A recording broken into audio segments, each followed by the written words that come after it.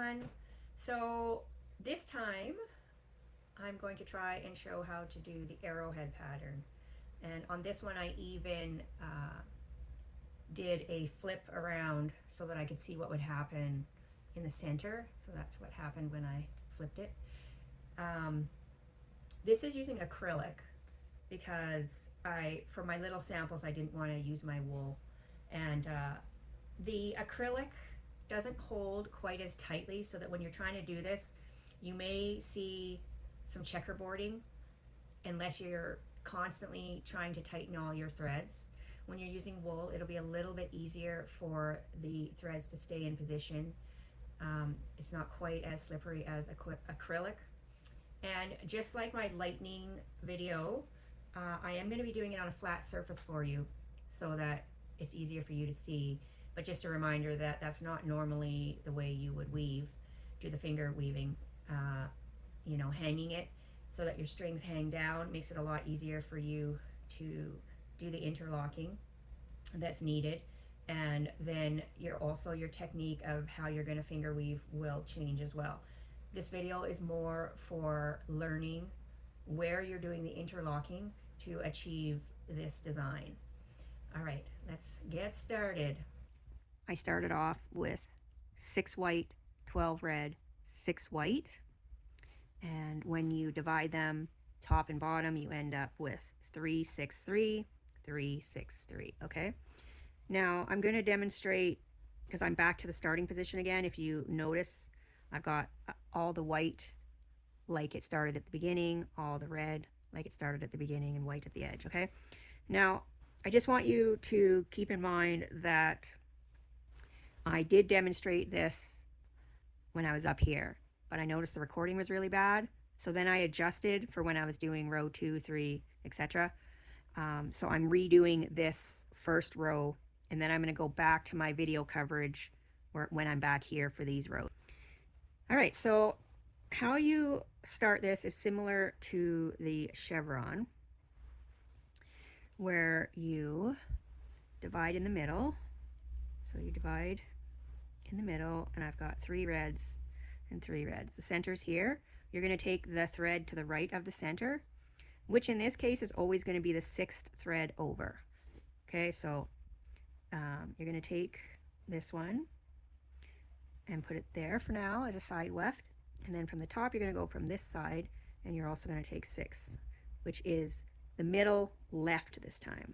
Okay, and you bring it under, put it as a weft. Now we're going to switch to doing kind of what you would do if you were doing the lightning pattern, except you're moving from outer edge in.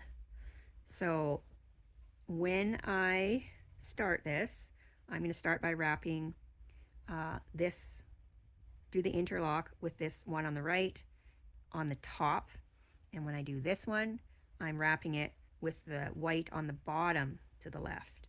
And that confused me at first. I started doing this one and this one, and of course it wasn't working out until I finally figured out that it was the opposite. So I'm going to take this, and if you note, it is coming from underneath the top white string, so it's going to wrap over, and this red string is now going to become part of the top bundle, and the white goes to the side, the new weft. Okay, on this one you're going to be wrapping it around this on the bottom set, and if you notice, it's coming over top, and it goes under and becomes part of the back, the red one, and this becomes the new weft. So the difference is on this side, the string is coming from under, and on this side it was coming, let me go back again so I can remember, it was coming from on top. So, you know, that's kind of confusing when you're first learning, because you're like, you think you're going to do the exact same thing, but it's actually the opposite. And then you're just going to weave now up and down. You're going to start from the top thread. Okay, so now you're just going to start weaving, and sometimes when you're tightening up your strings, this can end up looking like it's way over here, so you have to be careful that you pull this out and realize that this red one is actually the first one that you're going to be taking. So, and it's start from top and go to bottom. So scissor, pinch, scissor, pinch, scissor, pinch, scissor, pinch, pinch, scissor, pinch, scissor, pinch, scissor, pinch, scissor, pinch, scissor, pinch, scissor, pinch. And this weft always goes to the back, and the one on this side always goes to the front. Okay, and then you're going to tighten and make sure your strings are tight here, because right now I've got some red showing through here, and I shouldn't. So just play around with this a bit until I can get rid of this red. So you can pull on some of the red ones until you figure out which is the right one to do. Okay, so if you notice here, the pattern goes from the outer edge and moves inward. Okay, so when we did our interlocking, we started on the edge, and then we're going to start moving inward. So the next string is going to be this second one here, and on the bottom half it is going to be the second one, because we already did this one, so it'll be this one here. Just remember that when you're doing the right side, you're wrapping around the top string, and when you're doing the left side, you're wrapping around on the underside string. So it's basically the opposite. Okay, when you start the second row, you're going to repeat by taking the middle thread on the bottom, which is the sixth one, over, moving it to the side, and then the sixth one from this side. 1, 2, 3, 4, 5, 6, over to the side. Okay, and now we're going to be starting to move in from the outer edge, and same with this one, in from the outer edge. So we've already interlocked with this one, so we're going to be taking the red and interlocking it with the second one. Okay, the red goes up, put the weft to the side, and then you can go to the back, and we've already done this one, so now you're going to do this one, and the string's coming over, so you got to put it under, and then you're going to put the weft to the side. Okay, and then you're going to do your weaving. Okay, so before you start weaving, you have to pay attention to this, where it is in the order, because I noticed that this keeps pulling under, and then I get mixed up on which string is next. So scissor, pinch. Now from here, it kind of looks like this one's the next one, but it is actually, if you move this over a little bit here, you can see that it's the red one, because that is the next string there. Okay, so this red one, which was up, now becomes down, and then you can keep going and it's a little bit easier. Okay, wait, that was up. So the next one is actually a pinch, which is the bottom, then a scissor, pinch, scissor, pinch, scissor, pinch, scissor, pinch, scissor, pinch. And I'm going to have the same thing over here, scissor, pinch, scissor, pinch. As long as I remember that I'm finishing out the white before I get to this red one. Okay, so that's going to go up, this red's going to go back, this white is going to go up, that's going to go back, and that's going to go forward. Okay, I'm going to keep going now. And this is where you start to feel a little bit confused. You're going to 1, 2, 3, 4. Take the sixth one over there, and 1, 2, 3, 4, sixth one on this side over there. Okay, now this is where you start to like, okay, which one am I wrapping it around?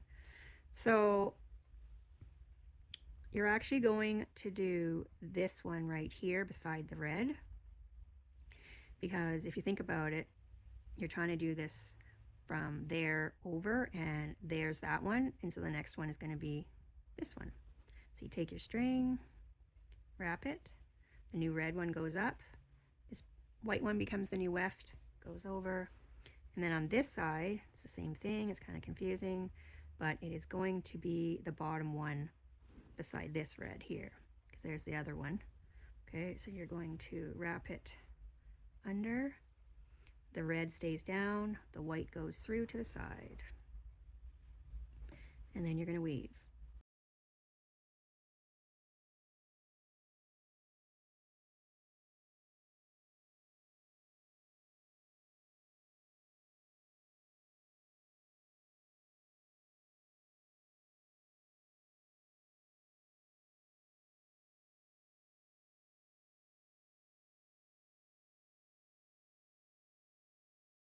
All right, next round.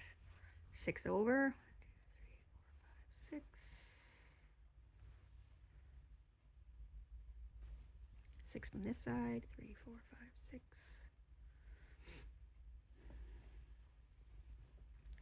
And we are going to be doing this white right here now because it's the next one over. So red up, white to the side. This one is going to be this white here at the back. You're going to wrap around, the red goes to the back, white goes to the side, and now you're going to weave again, starting from the top to the bottom.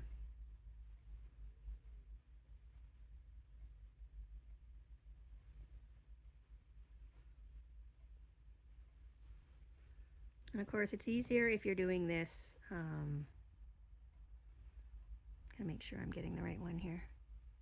It's easier if you're doing this hanging, because then the back strings hang and it's easier to do this, but this is the only way I could figure out how to film this nicely.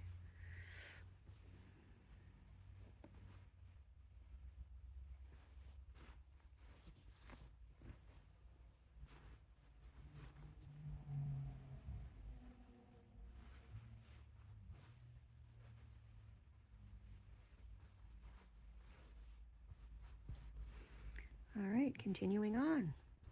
So we want to keep doing this until we get to the starting position again. 5, 6, and 6. 1, 2, 3, 4, 5, 6. And we're going to be wrapping it around this white here. White to the side, and it's going to be this white here. Goes under, to over, and weave. Okay, so after you finish weaving that up and down, you're back to this again, and you may be saying to yourself, wait, there was a white string here last time. There was only one there and one here, but it's because there was one on the back and one on the front that switched. So now we've still got another single to do, and then we'll be back to normal. So 1, 2, 3, 4, 5, 6. Gotta make sure. Okay. Okay, so you don't have to go too far with this one because it is going to wrap around this last white one. Just got to make sure I'm doing the right wrap. It's coming from under, over, the red goes up, the white goes to the side, and then on the underside we're doing this last white one here. It's coming over, so it wraps, the red wraps that way, the white goes to the side. Okay, and then this will be the last one. So I always have to be careful that I'm picking the right strings up. So I try to remind myself to look up here, not down here. Look above these strings to make sure you're picking the right ones up.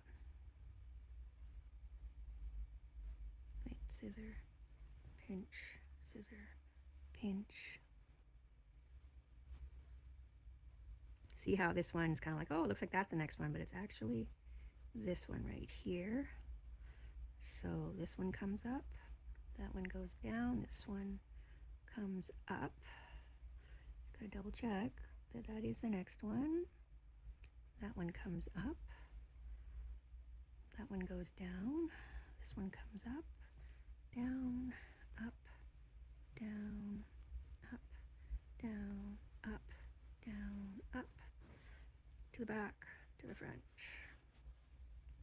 And there we are again. We finished another one, and we just gotta play around with the tension for these.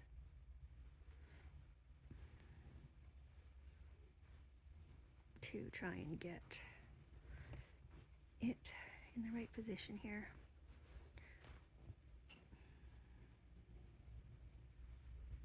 I'm using acrylic yarn, so I think that it might be easier to do this when I'm using wool. Okay, so basically that's all there is to it, and now you're just going to keep repeating, because you will have all your reds in the center again and your whites on the outside. So you're just going to keep going, and then you will start doing the bottom part of that arrow right here. And then when you start another, you'll be starting this part again, and then you'll be working on this part down here, and you just keep going and you'll get a bunch of arrowheads. And if you want to flip your work over, this is just a small piece, so I couldn't keep going because I didn't have much yarn left, but I just flipped it over and it was like this. That's all we had done. And then when I flipped it over, I started doing the other half of that and started on another arrow. But what it looks like in the center is that when you flip. So I thought that that was interesting to show you as well. And stay tuned, because the next video I will be posting will be a combination of doing the lightning and the arrowhead together, and it'll look something like this pattern. And again, this was using acrylic, so I had a lot of checkerboarding happening here in the arrow. So I mean, I'll tell you this when we get to the video, but using wool will make it easier for your yarn to stay together and not keep slipping, because I, with this acrylic, just was tightening and tightening and tightening after everything, but it just kept going back. So, but you get the idea. You see you have the lightning over here on this side, and then the arrow is going down the middle. Oops, I guess it's going that way. And then you had this pattern.